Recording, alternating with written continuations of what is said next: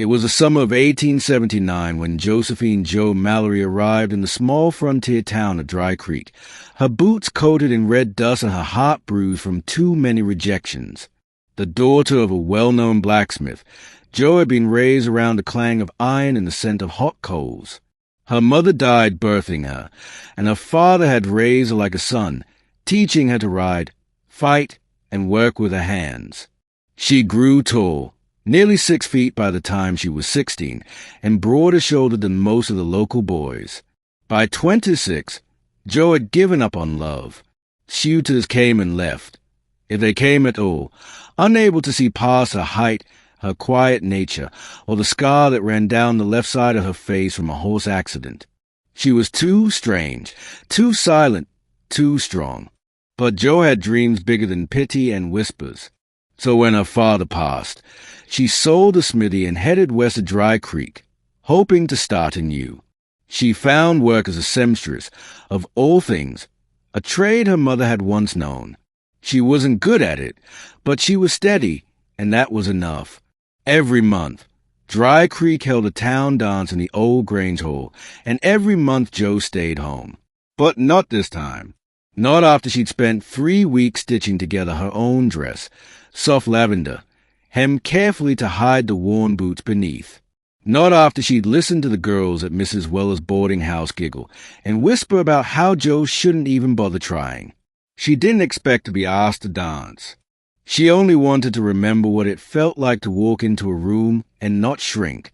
That Saturday night, the music played and the lanterns glowed, and Jo Mallory stood awkwardly against the wall, alone in her too careful dress, as laughter floated around her like smoke.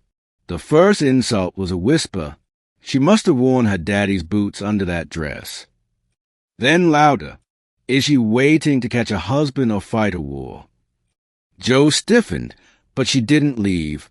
Her pride wouldn't let her. Chapter 2. The Ranch Hand with Quiet Eyes. Jesse Carter didn't much care for dances.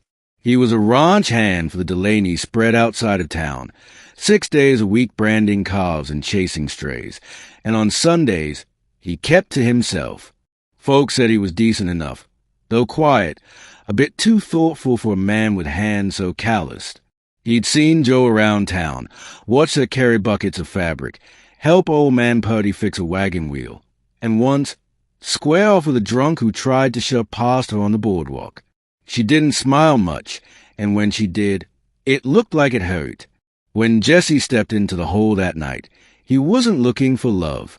But then he saw her, Jo, standing tall and proud despite the snickers, her chin up, her hands clenched into fists at her sides, her dress fluttering awkwardly at the ankles, and a look in her eyes like a gunfight to walking into a duel. He crossed the floor slowly, weaving past dancing couples and half-drunken cowboys, until he stood before her.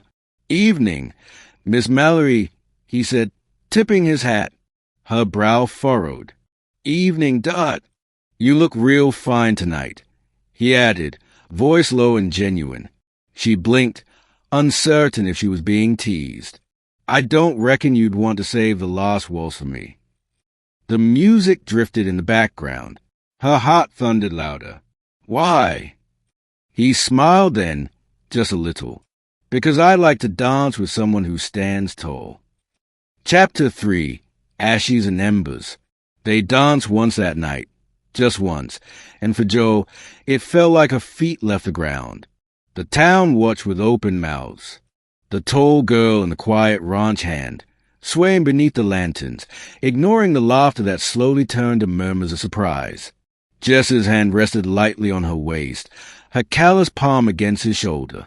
They moved together like they'd been practicing for years. Afterward, Jesse walked her home in silence. At her boarding house gate, Jo looked up at him.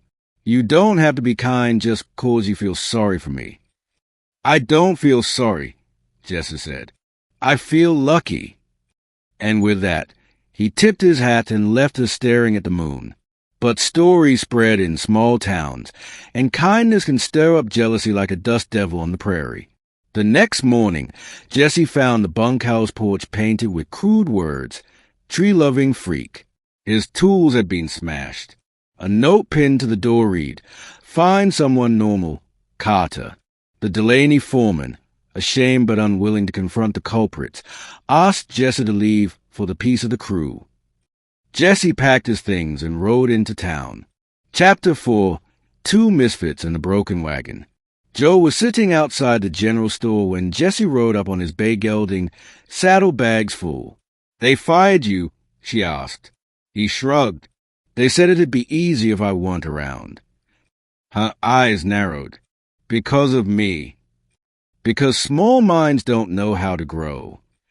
She stood, fierce now. "You can't just leave because they're cowards." "Got nowhere else to go," he admitted. "Might head north. Heard there's land near Sweetwater for cheap." "Sweetwater's 5 days by wagon," she said. "And I've got a wagon." He stared at her, stunned. "You'd go?" he asked. "I've spent my life being mocked. Jesse, you're the first man who didn't flinch when I walked into a room. I'd go just to see what it feels like to be somewhere new. Somewhere where people don't care how tall a woman stands." He nodded slowly, a smile blooming on his lips. "Then I'd be proud to ride beside you."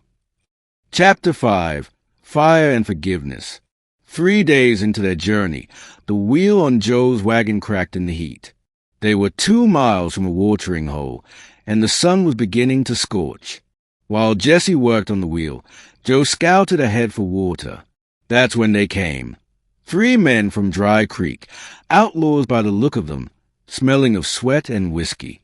"Hey there, tall girl," one sneered, stepping into her path. "Your cowboy friend around?" Joe tensed.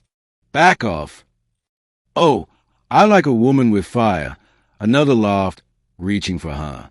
She fought, kicked one in the knee, threw sand in another's eyes, but the third grabbed her from behind, slamming her to the ground.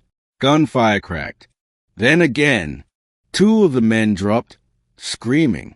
The third turned just in time to see Jesse, revolver steady in his hand. "Let her go." The man hesitated. I said, "Let her go." He did. Joe stood, bruised but unbroken, blood trickling from her lip. They watched the last outlaw ride off, leaving dust and curses behind him. Jesse helped her to the wagon. She winced, but didn't cry. "You okay?" "I'm tired of being a target," she whispered. He cupped her face gently. "You're not a target. You're a tower." Chapter 6, The Last Waltz. They made it to Sweetwater by dusk the next day.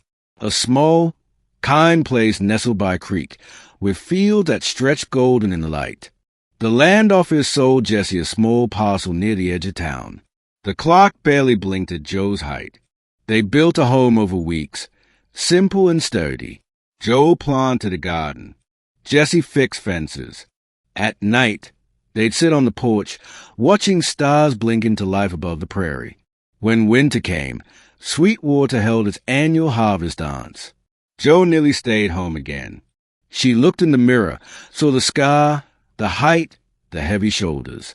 Old fears whispered at the edges. But Jesse was waiting at the door, holding out his hand. She took it.